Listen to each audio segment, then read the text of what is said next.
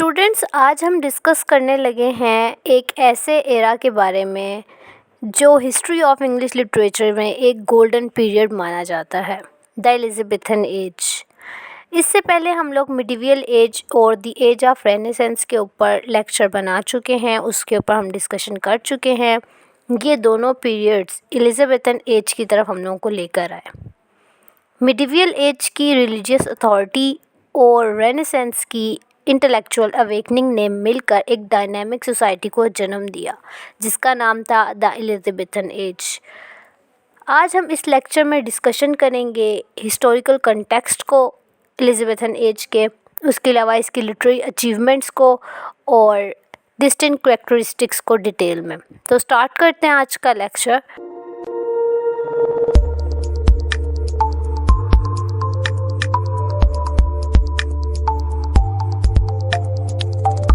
Hello guys, welcome back to literature information. हम लोग discussion कर रहे थे हिस्ट्री ऑफ इंग्लिश लिटरेचर के ऊपर। आज हम लोगों का थर्ड लेक्चर है।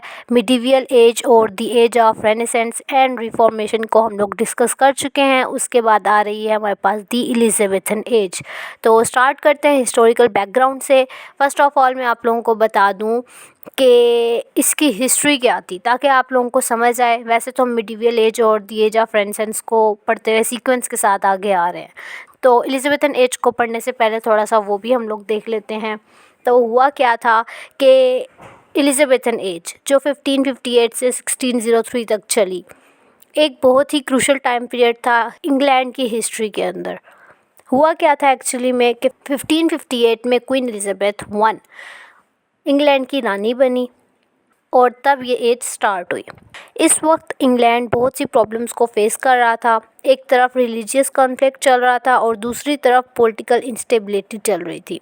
जैसे कि हम जानते हैं, एलिज़ाबेथ के टाइम से पहले इंग्लैंड में मिडिवियल एज की डोमिनेंस थी जिसमें कैथोलिक चर्च की बहुत ज़्यादा पावर थी।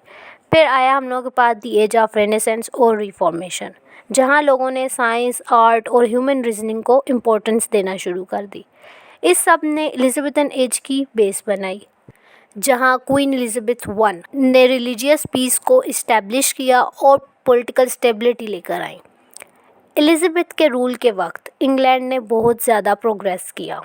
जैसे अगर मैं आप लोगों को कहूँ कि उस वक्त क्या हुआ, स्पेनिश आर्माडा का डिफ़ीट हुआ। ये इस चीज़ का प्रूफ था कि इंग्लैंड जो है एक स्ट्रॉन्ग पावर बन गया।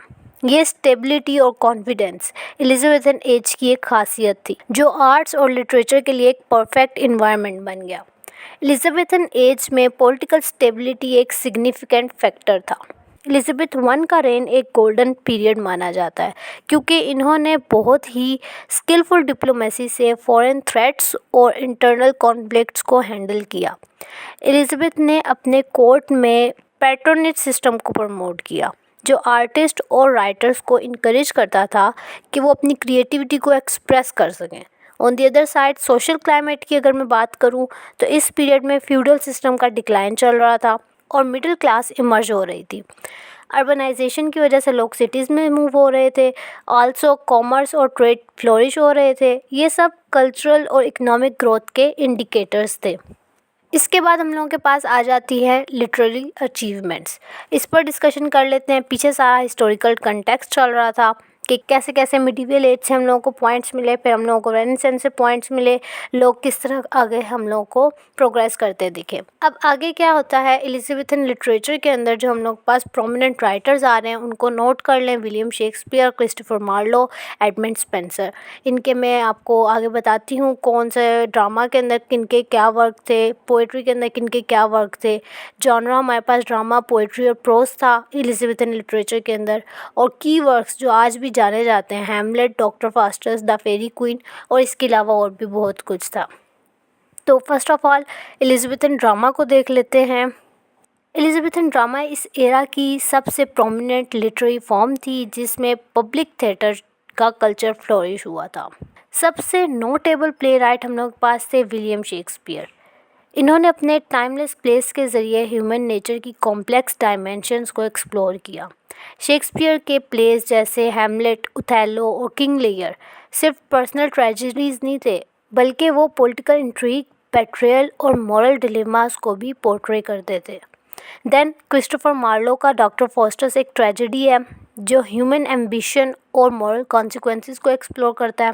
थिएटर जैसे द ग्लोब कॉमन लोगों के लिए एक सोशल गैदरिंग प्लेस बन गया था जहाँ प्लेस परफॉर्म किए जाते थे। ये प्लेस सिर्फ एंटरटेनमेंट नहीं थे बल्कि एलिजाबेथन सोसाइटी के मॉरल, सोशल और पॉलिटिकल इश्यूज को भी रिफ्लेक्ट करते थे।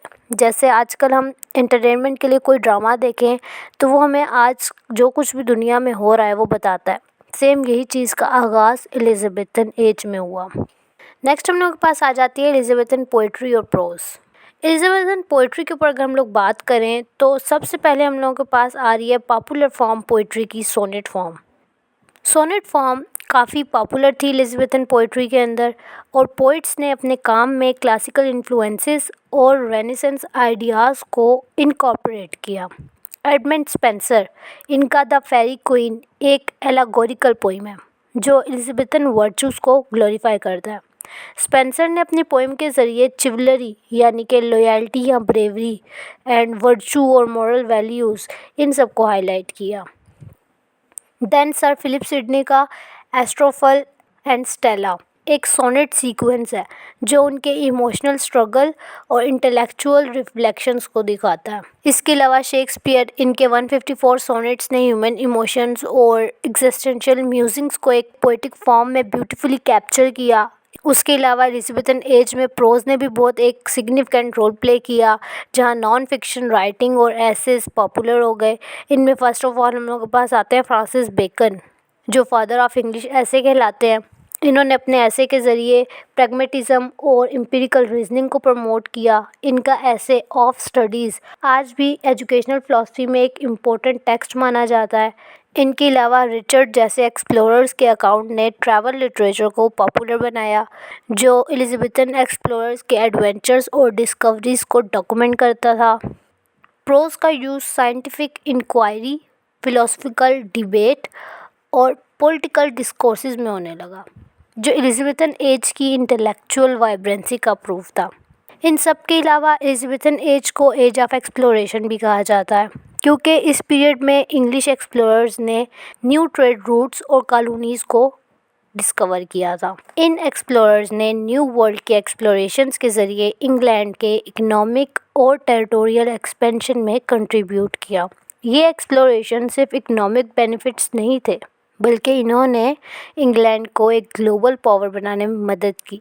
ये डिस्कवरीज एलिजाबेथन सोसाइटी में एक ग्लोबल पर्सपेक्टिव को इनकरेज करती थी जो आर्ट्स और लिटरेचर में भी रिफ्लेक्ट होती थी। एलिजाबेथन एज की साइंटिफिक क्यूरियोसिटी भी नोटवर्दी थी। इसके अलावा इस पीरियड में एम्पिरिकल ऑब्जर्वेशंस और साइंटिफिक मेथड्स को ग्रेजुअली एक्सेप्टेंस मिल रहा था जो बाद में साइंटिफिक रेवोल्यूशन का फाउंडेशन बना। फ्रांसिस बेकन ने अपनी इंडक्टिव रीजनिंग अप्रोच के ज़रिए साइंटिफिक इंक्वायरी को प्रमोट किया जहां एक्सपेरिमेंटेशन और ऑब्जर्वेशंस को प्राइमरी टूल बनाया गया।